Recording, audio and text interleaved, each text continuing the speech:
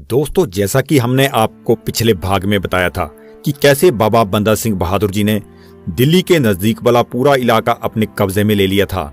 इसके पश्चात सिखों ने पट्टी, गुरुकचक, रियाड़की की और कंडी के इलाके पर कब्जा करने के पश्चात जनवरी 1710 में सिख फौज ने लाहौर पर भी हमला किया। इस वक्त लाहौर का सूबेदार बहादुर शाह का सबसे बड़ा शहजादा मुआजुद्दीन जहांदार शाह था और नायब सूबेदार एक काबुली मौलवी सैयद असलम खान था। सिखों ने शालीमार के इर्द गिर्द कब्जा कर लिया और सिखों ने इस इलाके पर अमीर वजीरों को खूब लूटा, परंतु किसी भी गरीब को कोई नुकसान नहीं पहुंचाया। बहुत से अमीर वजीर सिखों के इस हमले के पश्चात डरते हुए लाहौर शहर में जाकर छुप गए। सिखों ने लाहौर शहर पर भी हमला किया, परंतु वे लाहौर शहर के गेट को नहीं तोड़ पाए और चार दीवारी के अंदर नहीं घुस पाए। इस हमले के दौरान फौजदार असलम खान सिर्फ बचाव के लिए लड़ाई लड़ता रहा, क्योंकि उसे अप्रैल 1709 में जो शिकस्त सिखों ने दी थी उसे अभी भी याद थी, परंतु उसकी फौज शहर को बचाने के लिए बड़ी बहादुरी से लड़ी।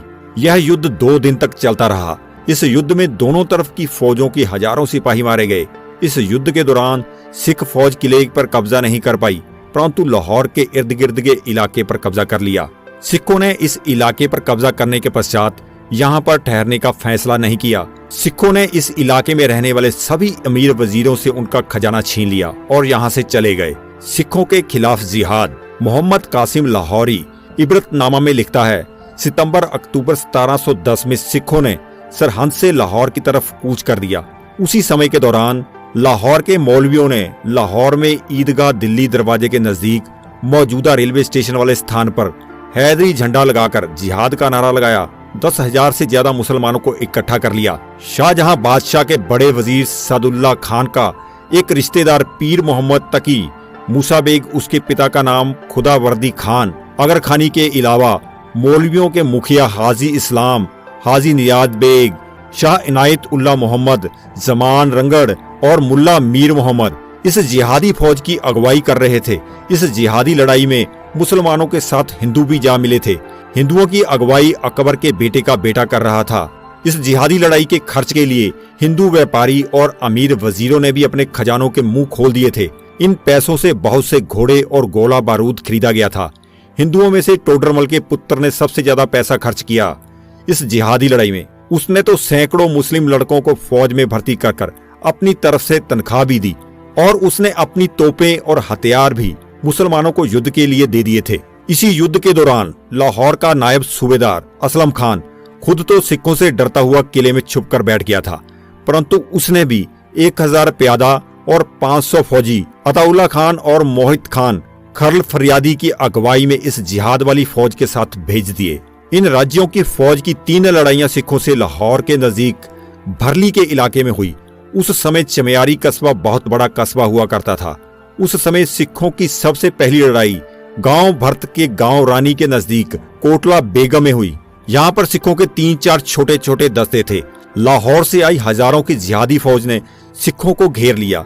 संख्या में कम होने के कारण सिख बचाव की लड़ाई लड़ते रहे। अंधेरा होने के पश्चात सिख मुगलों की फौज का घेरा तोड़कर वहां से निकल गए। युद्ध के मैदान में से निकलने के पश्चात सिख चमियारी गांव के पास जाकर रुक गए। काजियों की फौज ने भी सिखों का पीछा करते हुए चमियारी गांव की तरफ कूच कर दिया।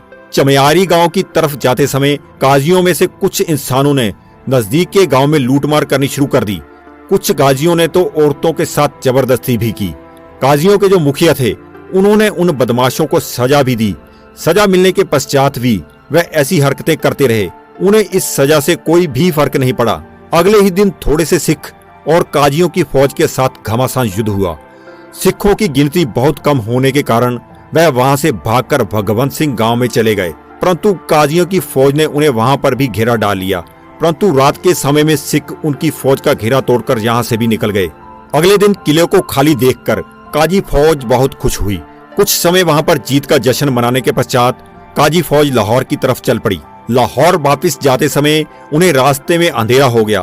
तब वह फौज रात बिताने के लिए भीलोवाल के किले में रुक गई, परंतु यह किला इतना बड़ा नहीं था कि उसमें पूरी फौज समा सकती।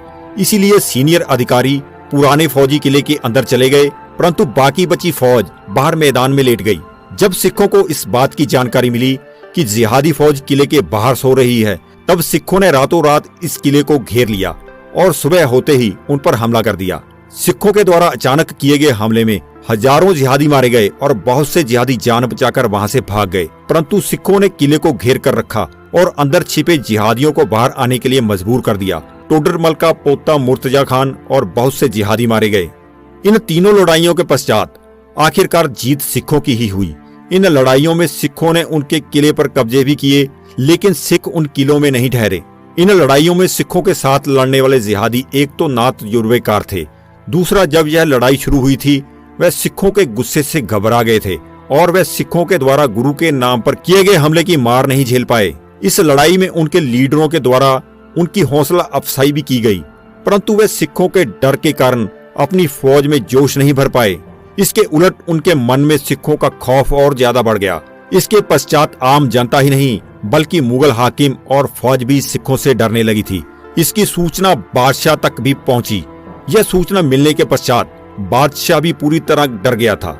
एक साल से भी कम समय नवंबर 1709 से सितंबर 1710 तक, यानी कि सिर्फ 10 महीने में बाबा बंदा सिंह बहादुर जी की अगुवाई में सिखों ने दरिया रावी और जमुना के बीच वाला हिस्सा और इर्द गिर्द का पूरा इलाका सिखों ने आजाद करवा लिया था। इस समय 6 राज्यों में सिखों का कब्जा हो चुका था। इनमें सरहद राज्य में सिरहिंद, समाणा, छतरपुर, बहलोलपुर, रोपड़, गुड़ाम, कपूरी, मलेरकोटला के अलावा कस्बे और किले हिसार राज्य में थे। थानेसर, शाहबाद, बूढ़िया, ठस्का, सडोरा आदि कस्बे और किले सहारनपुर राज्य में, देवबंद, ननौता, बेहुट, अम्बेटा कस्बे में और किले इसके अलावा लाहौर राज्य में, राहों, बटाला, कलानौर के कस्बे और किले, इसके अलावा जम्मू राज्य में पठानकोट, बसोली, चंबा, कुल्लू, मंडी, बिलासपुर, नाहन, मुखलिसपुर, लोहगढ़ और बहुत से किले और सिखों के कदमों में झुक चुके थे। दिल्ली के हाकिम भी सिखों का नाम सुनकर ही घबरा जाते थे। इन इलाकों में सिखों ने अपने अधिकारी लगाए हुए थे। आज का यह भाग हम यहीं पर समाप्त करने वाले हैं। फिर मिलेंगे एक और नई जानकारी के साथ। जानकारी अच्छी लगी हो तो हमारे चैनल को सब्सक्राइब जरूर कीजिए।